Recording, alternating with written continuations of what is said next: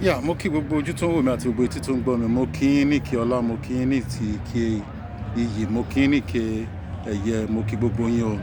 Etí tẹ́ fi ń gbọ́ wa kò ní di, ojú tẹ́ fi ń wò wá kò ní fọ́. Lórí ọ̀rọ̀ Kwam 1,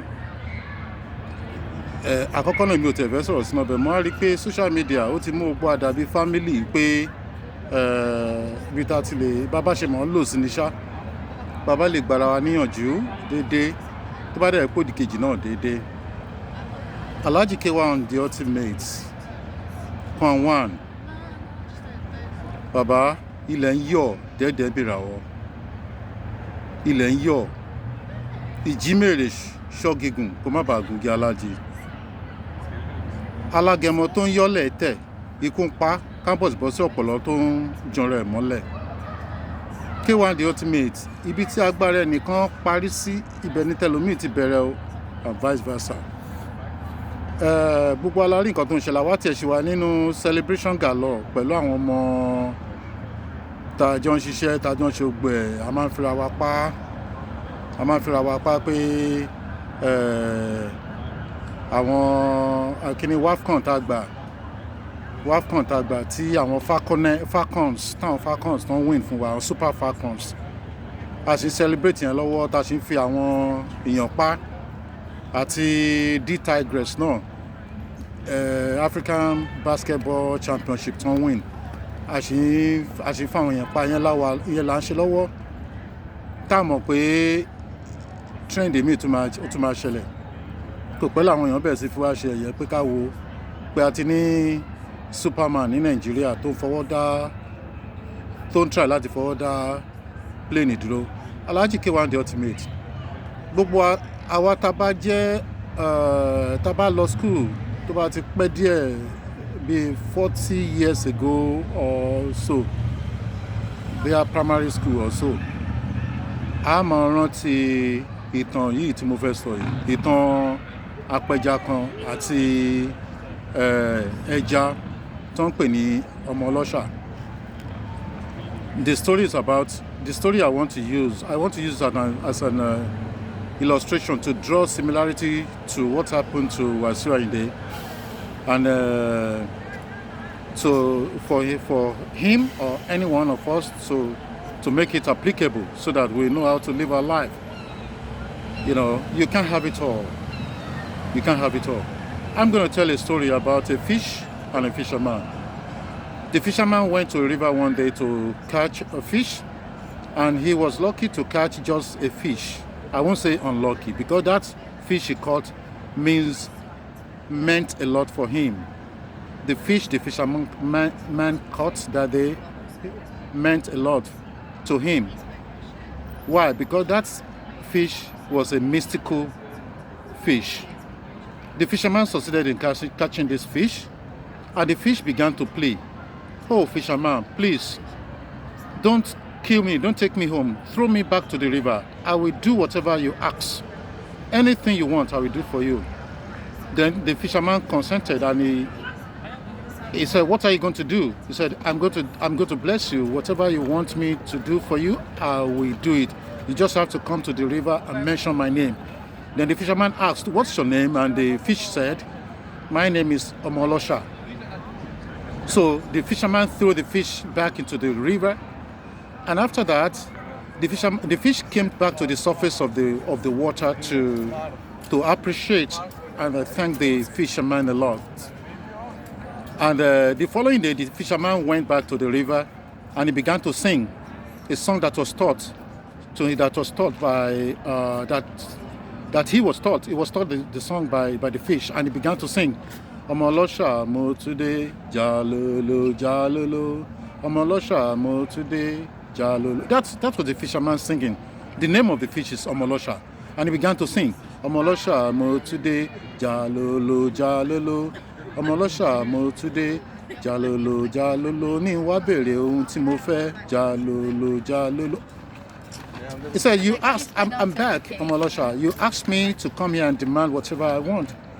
And fortunately for the fisherman, the fish blessed the man. He said, "What do you want?" The man answered, "I want a lot of money. I want money, I want clothes, I want this and that. Then the fish told the fisherman, go back home. Before you get home, everything will be ready in your room.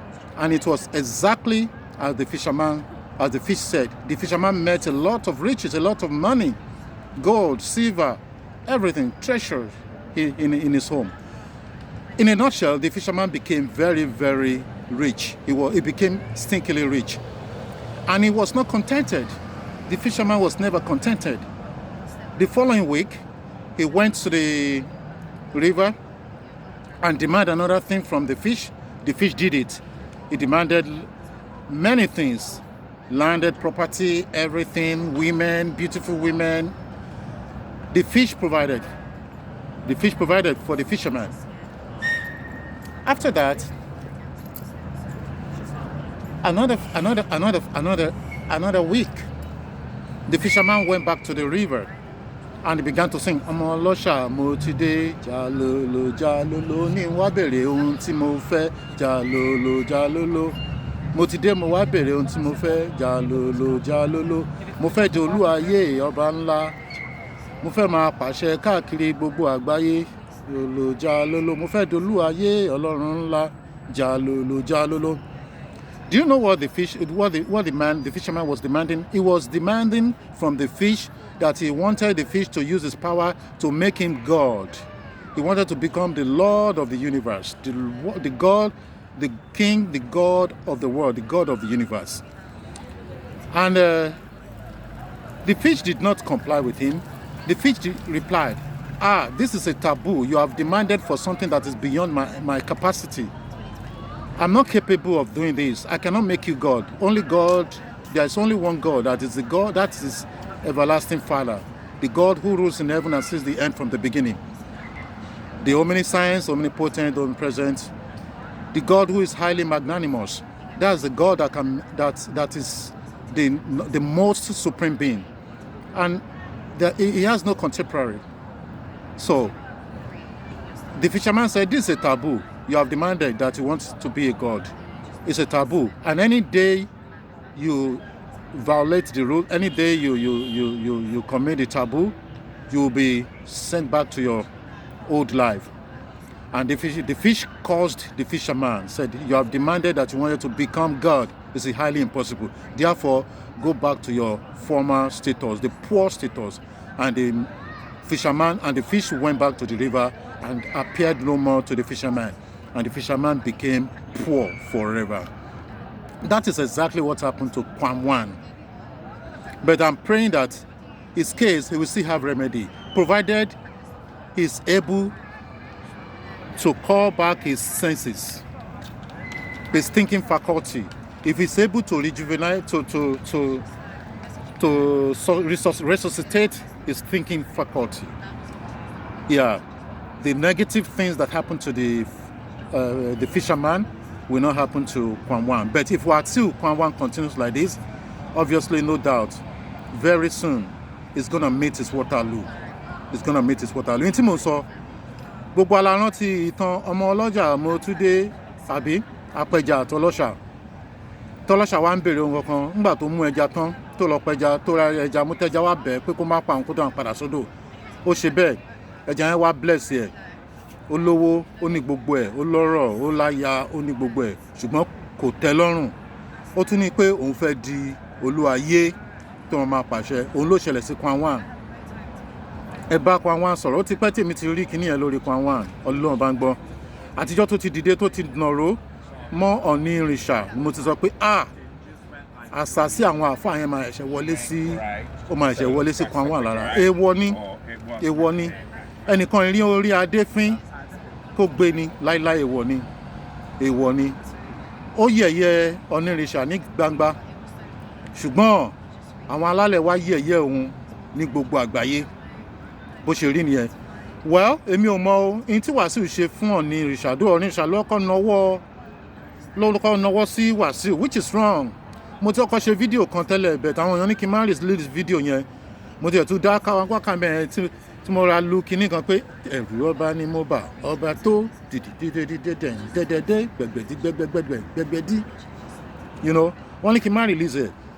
mo ń sọ mẹ́ pé ẹ̀yin ọba àtàyìn olóṣèlú ẹ̀yin lẹ́ ń ba ìlú jẹ́ àwọn olóṣèlú ló ń lo àwọn pípù yìí so kò dẹ̀ sí wọ́n máa disrespect àwọn olóṣèlú kò sí nǹkan tó máa ṣẹlẹ̀ Wasiu disrespect bàbá Tinubu a ní pé àpárá ló fi ń ṣe kò sí wàhálà Ọ̀nìrìṣà dé Ọ̀nìrìṣà kí Wasiu ó nawọ́ sí Ọ̀nìrìṣà ó dúró ṣáńgílétí toró ti jẹ́ olórí ọmọọba Akilẹ̀ Ìjẹ̀bú tó bá jẹ́ olórí ọmọọba Akilẹ̀ Ìjẹ̀bú tẹ́ bá ń kilẹ̀ láti Amẹ́ríkà lè kilẹ̀ láti Ìjẹ̀bú dé Amẹ́ríkà ẹ máa kilẹ̀ yín níjẹ̀bú yín bẹ̀ yẹn kẹ́ máa kilẹ̀ níjẹ̀bú tó yẹ pé olórí Akilẹ̀ olórí ọmọọba kì í dọ̀bálẹ̀ fọba Ìjẹ̀bú ló mọ Ìjẹ̀bú ló mí mọ́ ó Ìjẹ̀bú ló mọ kì í ṣe bí tọ́ ní Ọ̀nìrìṣà àní sọpá ayédáyé ọ̀làjú ká máa fojú egbò tẹ́lẹ̀ Wasiu náà ro mọ́ Ọ̀nìrìṣà ó ń gbawọ́ lọ́wọ́ Ọ̀nìrìṣà ìgbà mo ti mọ̀ pé Wasiu máa ṣẹ̀sìn àgbáyé Ọlọ́run bá ń gbọ́ mo ṣe fídíò yẹn náà bẹ̀rẹ̀ wọ́n ní kí n má release ẹ̀ mo dẹ̀ gbọ́ ìró mo ti mọ̀ pé Wasiu mo ti mọ̀ pé omi máa tẹ̀yìn wọ̀gbìn ẹ̀ lẹ́nu pé ògiri ẹ̀ ti lanu aláàmúdẹ̀ máa kó wọ gbogbo ègún táwọn àáfàá yẹn tó sọ pé wọn lọ ń ganu sí tán ti ń ṣe fún tí ò tí ì jẹ tí ò tí ì rí mú wọ àsìkò ti sílẹ̀ báyìí tó máa wọlé sí lára ṣùgbọ́n gbọ́lá eré ó jẹ́ padà sẹ́yìn o gbọ́lá eré erin regbó gbọ́lá eré ẹ̀fọ̀n ń rọ̀dàn gbọ́lá eré ẹyẹ tí ò ní rẹ́ ń rorí àrè lọ́rẹ̀ sábà gbọ́lá eré ó jẹ́ padà sẹ́yìn o gbọ́lá eré ó jẹ́ padà sẹ́yìn o gbọ́lá eré Kwam tètè padà gbogbo bẹ́ẹ̀ ṣe ń gbègbèsè ayé yín báyìí pẹ̀lú ìgbéraga ẹnìkan ò jọ yín lójú Kwam oko ìparun lẹ́ ń lọ yẹn o ẹ padà kí ni yóò dẹ̀ ṣe máa ṣẹlẹ̀ tí bàbá Tinubu bá máa sọ pé àwọn máa fi egbò ṣe gbolé kí ni ilé kó bá 2027 election kò tiẹ̀ ṣú ọ̀nà honestly ó lè kó bá 2027 election torí a ti wá rí pé ẹ̀yin politician lẹ́ ń bayé jẹ́ ẹ̀yin lẹ́ ń jẹ́ kí gbogbo rádaràdà tó ń ṣẹlẹ̀ kó máa ṣẹlẹ̀ ẹ̀yin politician àtàyìn leaders wa ìjọ kìíní àná Seun Kuti òun náà mú ọlọ́pàá ó fọ́ létí it's wrong though mi lè blame ẹ̀ ń bá ti sọ àgbàdo mọ́ọ̀dì á di aláwàdà adìyẹ mi lè blame ẹ̀ ìgbà tó pọ̀ ọlọ́pàá náà gan pàápàá àwọn náà corrupt so ìwọ̀nba ni wọ́n máa ṣàánú ọmọ bet ìyẹn á sì ṣàánú ọ náà yín tí Seun Kuti tó ṣe fún ọlọ́pàá kò dá torí pé àwọn ọlọ́pàá ṣe grandma náà léṣe ìyẹn ò sọ pé ká máa fìgbẹ́ fọ̀tọ̀ náà yín tí ò dá kò lórúkọ méjì kò dá náà ni Seun Kuti ṣe ó fọlọ́pàá létí ó mú jẹ Portable ẹ̀ṣá ìbò náà ṣe ń ṣe òun náà débẹ̀ òun náà gbá pásọ̀ létí ó mú jẹ Kwam náà tó jọ àwọn celebrities làwọn eléyìí ò ṣẹ́rí torí olóṣèlú ló ń lò wọ́n so ẹnu àwọn olóṣèlú ò ká wọn so Kwam náà ẹni ẹlẹ́ni jókòó sórí stage ẹ̀ jẹ́jẹ́ ó mú màá yẹn Kwam ó fún ní àbàrà ó fún ní ìgbárí pa bàbá oníbàbá ọkọ ọlọ́kọ ó dáa ẹ tún wá wò nísìnyí Kwam ó ti rí pé Tinubu wà ń bẹ̀ fóun pé kò sí nǹkan tó máa ṣẹlẹ̀ àwọn làwọn ní Nàìjíríà ńgbà tẹ́ bá ti gbé agbèrò tẹ́ ti gbé lórí àwọn graduate tẹ́ ń fún àwọn agbèrò lágbára torí election torí politics intemari rèé náà result ẹ̀ nírú àwọn kéwọ́n àyè ṣe bẹ́ẹ̀ rí auxiliary náà nìbàdàn auxiliary ṣe bẹ́ẹ̀ rí ńgbà tí engineer Ṣèyí Mákindé gọ́vnà Ọ̀yọ́ state tó gbé agbára lé auxiliary ẹ̀rí bọ́ auxiliary náà ṣe bẹ̀rẹ̀ sí lò nílòkulò ẹni auxiliary bá pa nìbàdàn àpagbé ni Ọlọ́run á béèrè ẹ̀jẹ̀ lọ́wọ́ gbogbo ẹ̀yin tẹ́ wà ń bẹ̀ Ọlọ́run á béèrè ẹ̀jẹ̀ aláìṣẹ̀ tẹ́ ń fi agbára ọwọ́ ńlá tẹ́ fi ń gbá lójú tẹ́ fi ń ṣe bó ṣe wù yín Ọlọ́run á béèrè lọ́wọ́ yín bí auxiliary pààyàn nìbàdàn anywhere lọ́yọ̀ state àpagbé ni Olúbàdàn ò tó bẹ́ẹ̀ kó pààyàn Olúbàdàn àjẹjọ bí auxiliary bá pààyàn àpagbé ni ṣùgbọ́n ó ti gbàgbé pé ìjímèrè ṣọ́gígùn kó má bàa gungi aláàdí ṣọ́gígùn àwọn olóṣèlú ló fàdé bẹ̀ náà ṣe bẹ́ẹ̀ tún rí Wasiu náà bàbá Tinubu ti gbàgbára fún Wasiu bẹ́ẹ̀ kẹ̀dẹ̀rẹ̀ ọlá barista dẹ̀ ní o ọlá bàtà ní mọ́dọ̀ sàn ọlá barista ní o barista ló fa Kwam lé wọn lọ́wọ́ o ló fa létí àwọn APC àwọn Tinubu lọ́wọ́ o pé wọn ò pé gbogbo èèyàn ló ń gbà tó òun ò lè ṣe olóṣèlú kan jẹ́ kọ́mọ òun Wasiu kó máa lọ ṣàyè bẹ̀ ó ní Wasiu ó wá ń fọlá jiyọ̀ Wasiu wá ń fọlájiyọ̀ ó wá ń ṣe bí ọmọ tí ò rọ́bẹ̀rí tí ò rọ́lárí tó ń jápọ̀ sáyà gbogbo ẹnu mo fi sọ bí ìwà tí Wasiu ṣe ń ṣe bí Wasiu ṣe ń ṣe nìyẹn bí Wasiu ṣe ń ṣe nìyẹn ó mú ọ ní ìrìṣà ó nà ọmọ lórí gbọ̀ngàn ó wá ń gbọ́wọ́ ẹ wá wo ẹ̀sìn ẹ̀sìn ayé ẹ̀sìn ìta gbangba àti gbọ́ láti NCCA we know that the NCCA has issued a press release demanding that AGF and the Nigeria police should prosecute Wasiu. That is fine, it's acceptable. Then we understand that FAN has suspended the 2 pilots. That is wrong. The sovereign Lord God can do anything to achieve a certain purpose. You know, I want the federal government to tamper massive with justice regarding the 2 pilots. The pilots they are human beings. They have been provoked beyond the reasonable, you know. They can't take it anymore. You know, they have been provoked beyond reasonable limits. You know, so that's why the pilot took that. That's why the pilots took that action. I will never blame the pilots. And this is Nigeria. This is Nigeria where we protect the terrorists. We victimize the activists. That is Nigeria for you. We terrorize it. We protect. We vindicate the government. The federal government vindicate the terrorists, and they terrorize the human rights activists. That is just it. So I am pleading on behalf of the 2 pilots that they should be the federal government should tamper mercy with justice. If I were in their shoe, I would do the same thing. Wasiu Ayinde needs to be corrected, and a significant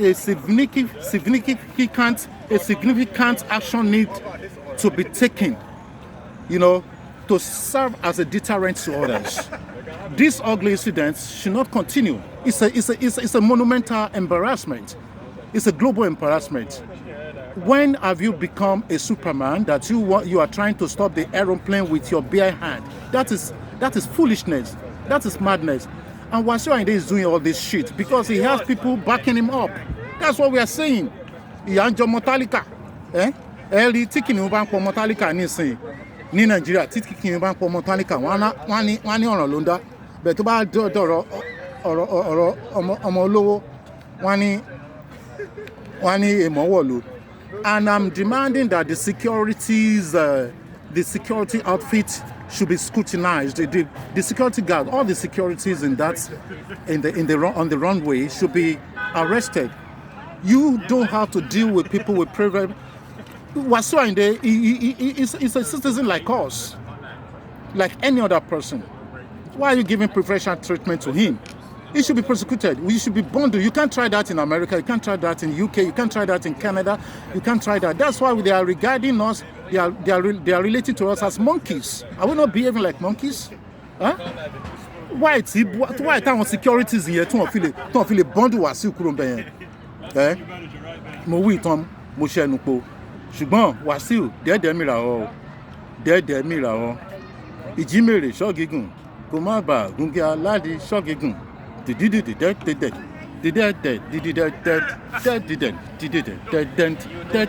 Ìjímèrè ṣọ́gígùn kò má bàa gúngẹ́ aládìí. Wasiu dẹ́ẹ̀dẹ́ mìíràn wọ́. Wasiu kò gbọ́dọ̀ lọ láì ní pé ẹja dákẹ́. Torí tí wọ́n bá ṣe bẹ́ẹ̀ èmi àtúnṣẹlẹ̀ àwa la wà ń jọba ẹ̀yin ló kàn ẹ máa bá bọ̀ ojú gbogbo everybody máa já ire o.